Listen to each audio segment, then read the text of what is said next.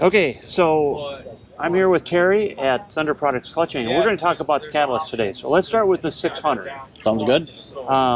What we were just kind of off camera talking about the clutches and stuff. What can we do to improve the clutch performance on the 600? So on the 600 and the 858, of course, I put out a video where the stock covers are they're so brittle. Yeah. I was getting a ton of calls one day while I was working in the shop, and I had to make a live video because I just had to get it off my chest. Took a stock cover, just tapped it with a hammer, and it just broke in half. Grabbed it again, just tapped it with a hammer, the other part broke off. So we have that here. Yes, we have that part right here. In fact, if you take a real close look, there's a lot of porosity in this casting also. So these things are just brittle. They're like glass. I took one of our covers and I wailed on it with a hammer. I hit it about 20-25 times and I bent it, but it didn't break. So this is what's going to save your clutch and get you home. The bushing in there, does that help with performance?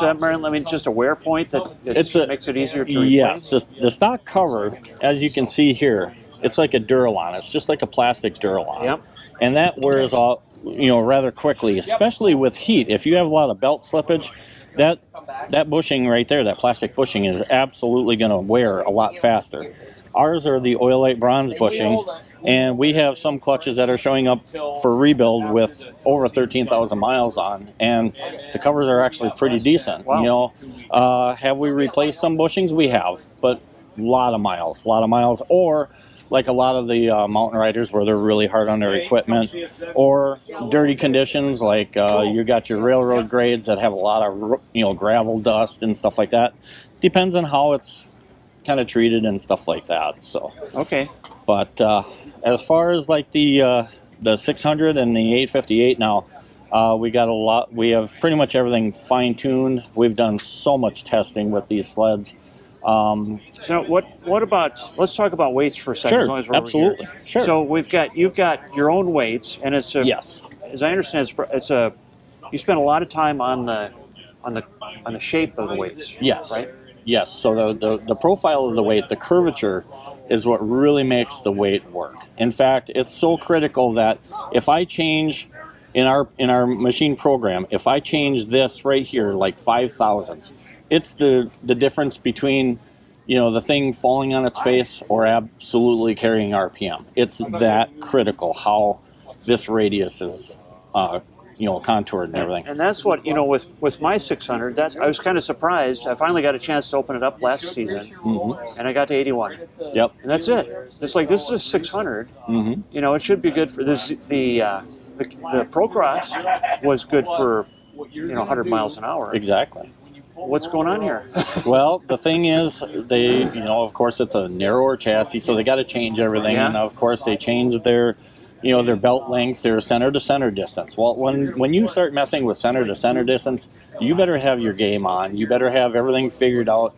And what we found out is that the stock belt is too long, and you're not getting your full shift out. It's not making the clutching work efficiently. That is the key thing, to make clutches work efficiently. You can't have a primary fighting a secondary and vice versa. Do you think the weights have something to do with that? Well, the curvature of the weights have a lot to do with it, but I think the center to center and that belt, because like right now, one of our options is for the Catalyst is to replace the belt with one of the Gates belts that we sell, because it's just a little bit shorter. Yep. It grabs it better, so it keeps the RPMs down. What's happening is, especially with the 600s, is once you get about 400 or 500 miles on, your engine starts breaking in more, which your RPMs start carrying up more. Well, there's a certain RPM where the ECU will start backing off on timing, so Arctic Cat can save motors and stuff like that. Well, when you start slipping the belt, you start getting into those higher RPMs, your sled is going to feel doggy. It's going to pull a lot of RPM. It's going to sound like it's going crazy, but you're not going anywhere. And you're going to notice that on your speedometer. When you put the belt on that we recommend, it drops that RPM back down, keeps it more consistent, And not only that, but you start getting your mile an hour back and more consistent RPM. So it makes the machine fun again. So, and of course, like I said, you got a better belt, longer lasting belt, and half the price of a new cat belt. So Okay. So, but really, so we've got the cover and weights. yes, For yep, for the 600. yep, and the 858. So both, it's just a different gram base that we changed from the 600 to the 858. Okay. So But we same have weight. Yep. Well, it's same type of weight, Yep. just different gram base. Right. And all of our weights, they are specific. Like right now, this is a 58.2. Every single weight here weighs 58.2. It's not 58.3, not 58.1. We work through all kinds of weights and we gram balance everything right down to the niche because we want these things to be balanced correctly, not have a vibration or anything like that. Yeah. Our fasteners that we go in are made on a Swiss lathe. They are all precision machine, all precision balanced. So everything that you have here is completely balanced. So, and which makes it run smoother and stuff like that. So in our setups, we have done, oh my God, so much testing on the 600 and the 858s. And you've got a tune also Yes. for the 600. Yes, we have flash tunes for the 600, which are definitely proven and tested by myself, a lot of the factory racers, a lot of the trail riders. It's the same tune.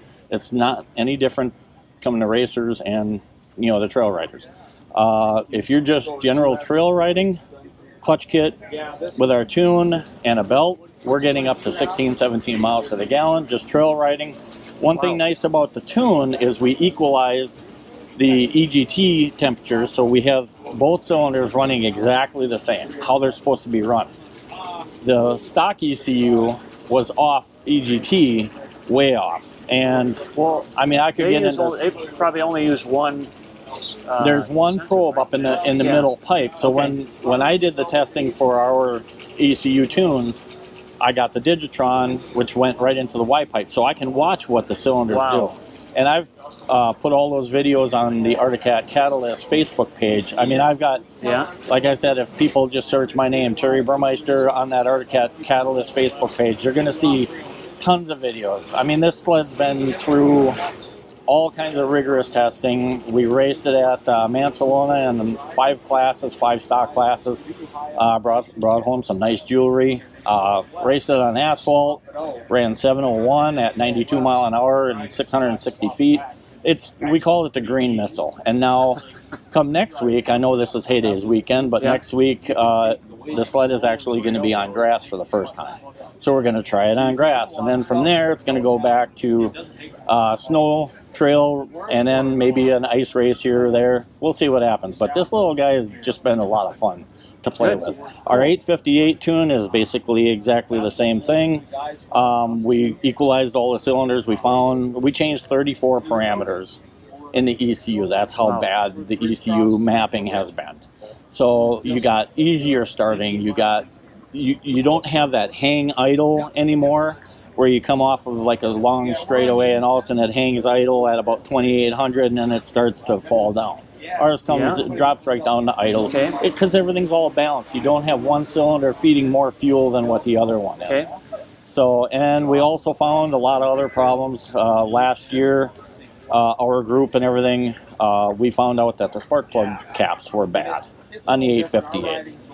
So if anybody's familiar, there's nice NGK spark plug caps on the 600s.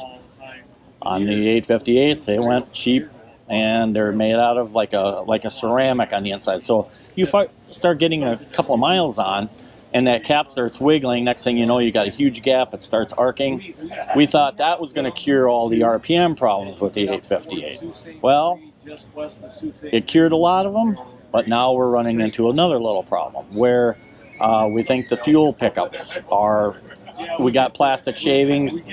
We got a new fuel pickup, put it on a dyno, and now it seems to be right back. So now we got other issues that, there's been just a lot of issues with the 858, and we're trying to get everything kind of squared away.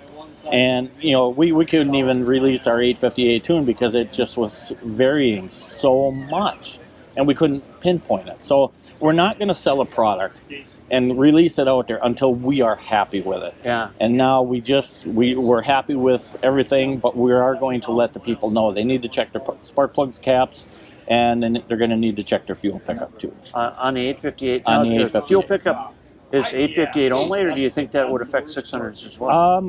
We haven't seen any problems with the 600. And Yes. looking at the clutches here, so Yes. this is an 858 clutch, Yes, and this would be what you would expect to see on a 600 with Correct. the aluminum.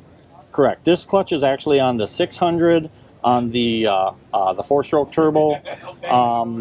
I think the reason why they went with the heavier spider on the 858 was because of the stroker motor, trying to get rid of the vibration and stuff like that to make the clutch heavier. A lot of people think that you've got to have a light clutch, and I understand, everybody's thinking, yeah, lighter clutch, it revs quicker, stuff like that. Yeah. But when you figure inertia, when you got that clutch revving so fast and all of a sudden it grabs that belt, it doesn't slow the clutch down. That inertia grabs that belt and it shoots that sled out. So, sorry for giving his secret away, but Well, it's interesting.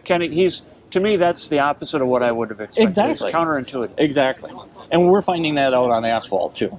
And especially with the 600, the more you add as far as midweight, the more you load the motor. And that's one of our things with our clutch kit. We sent a clutch kit out to Lee's Performance, Cody Lungenbowl his name is, and he did a clutch kit shootout for the 858.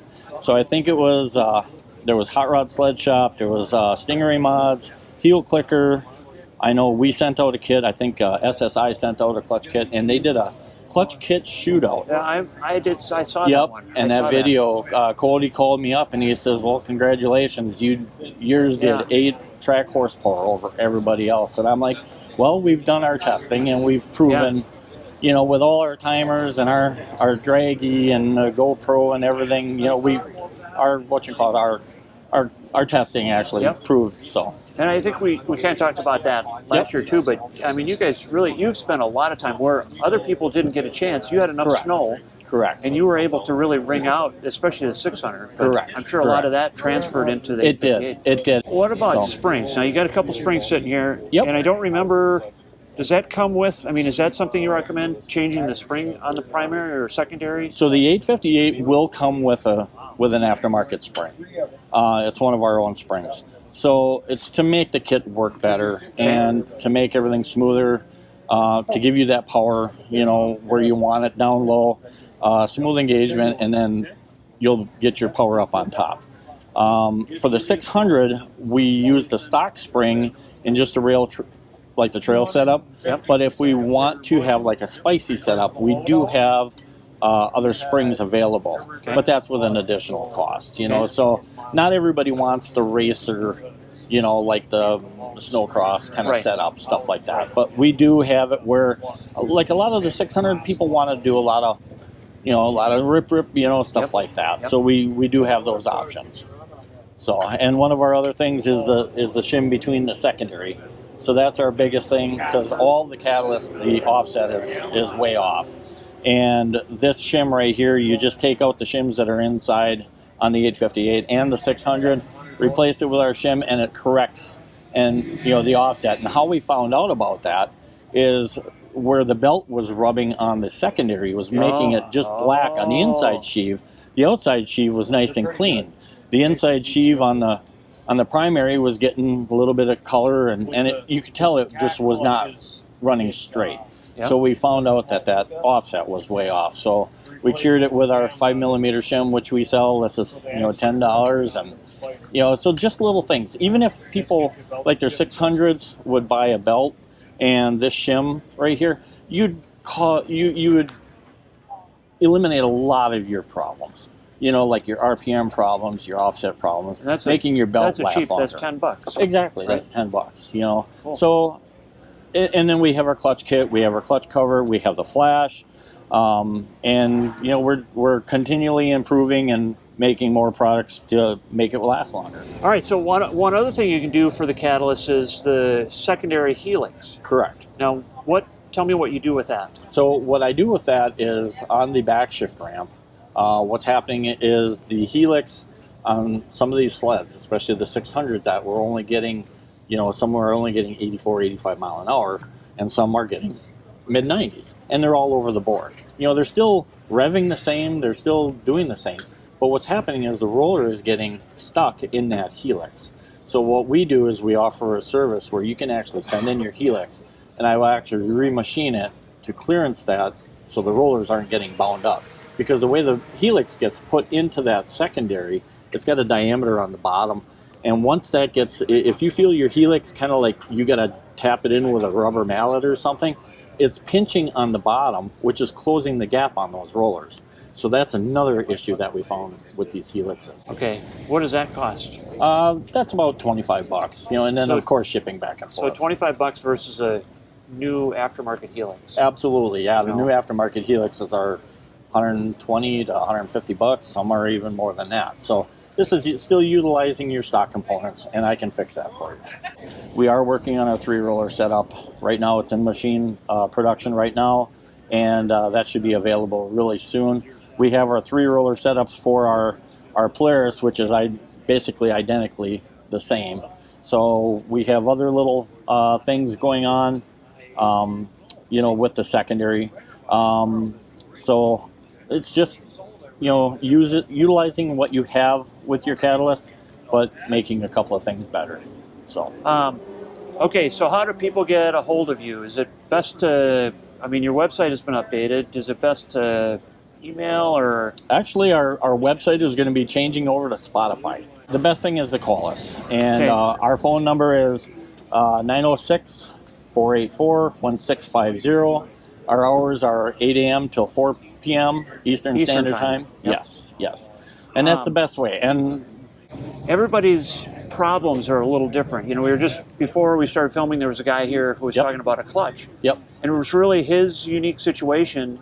Correct. So that's where I was going to go with that is really calling you is probably the best way to go through, instead of trying to, order things online or whatever. It's the best thing to do is because you might not need everything. Exactly. Like in his case where he might not need a lot of work. He just needs to, one thing maybe get fixed on the clutch. That's kind of where, I was going to go back to the phone number. It's best, if you call, you're going to get an answer like that. Absolutely. And you get it right away instead of waiting for a response back or something like that. Correct. Well, thank you for the interview. Thank you for the time. And this has been very interesting. Absolutely. Sounds great.